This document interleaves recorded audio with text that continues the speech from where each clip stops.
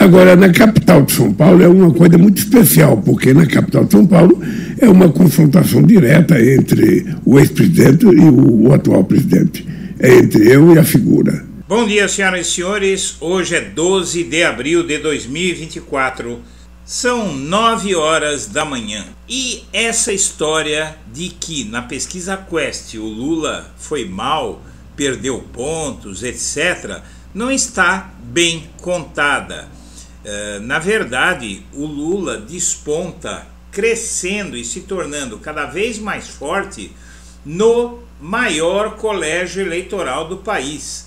Vamos entender o que está acontecendo. Na pesquisa Quest, o cenário político nos estados é basicamente o seguinte: o Lula tem aprovação de 51% no Brasil e de 50% em São Paulo, 52% em Minas Gerais, 44% no Paraná, e a equação se inverte, e 49% em Goiás. Então, no Paraná e em Goiás, estados bolsonaristas, não é? Ele tem mais desaprovação do que aprovação o governo Lula, não é? E a avaliação também, em São Paulo ele tem 35 de positivo e 28 de regular. O que acontece aqui é o seguinte, vamos lá.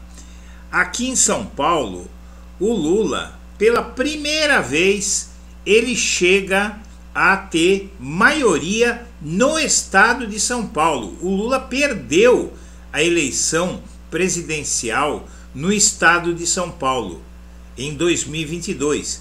E agora, com esses números, ele ganharia. Vamos entender melhor o que está acontecendo. Uma matéria que não é nem tão favorável ao Lula demonstra uma força em São Paulo que ninguém esperava. Pelo menos a manchete não é muito animadora, mas o conteúdo, vamos lá ver.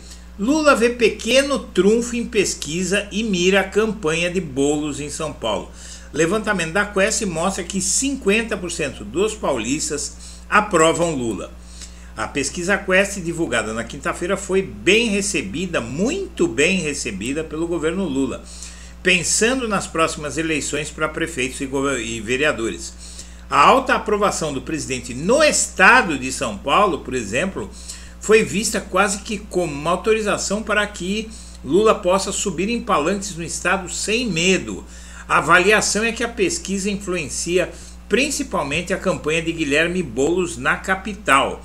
Segundo o levantamento da Quest, que ouviu 1.656 eleitores, Lula tem 50% de aprovação em todo o estado de São Paulo. São 48% os que não aprovam e 2% os que não souberam.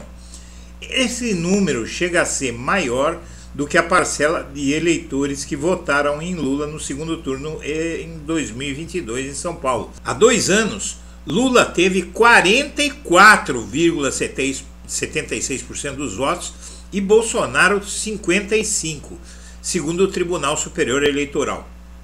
Ou seja, o Lula teve 44,76% de aprovação 2 anos atrás e hoje está com 50%. São mais de 5 pontos percentuais de crescimento.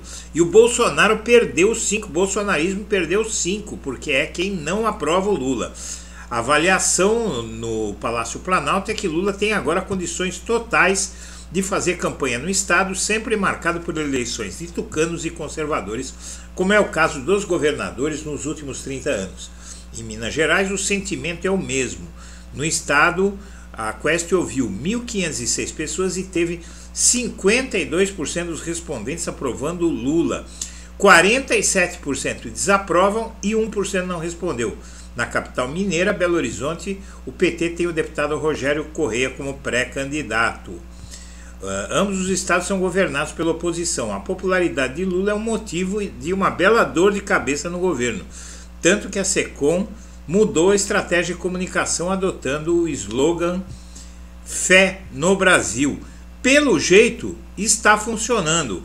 Veja só que enquanto falam que o Lula está perdendo força, está perdendo popularidade, essa notícia Em São Paulo e em Minas, porque em Minas ele também perdeu a eleição para o governo do estado, não é?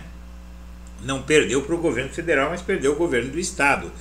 E então aí o Lula em São Paulo ele reverte a situação de derrota, de fragilidade no estado de São Paulo. É que essas pesquisas elas comparam o mês passado, o mês retrasado, com a pesquisa atual. Mas se for comparar com a eleição de 2022, o Bolsonaro encolheu, o bolsonarismo também encolheu, e Lula e o petismo cresceu. Com essa força de 50% de aprovação em São Paulo, o Lula pode sair dessa eleição como o grande vitorioso em 2024.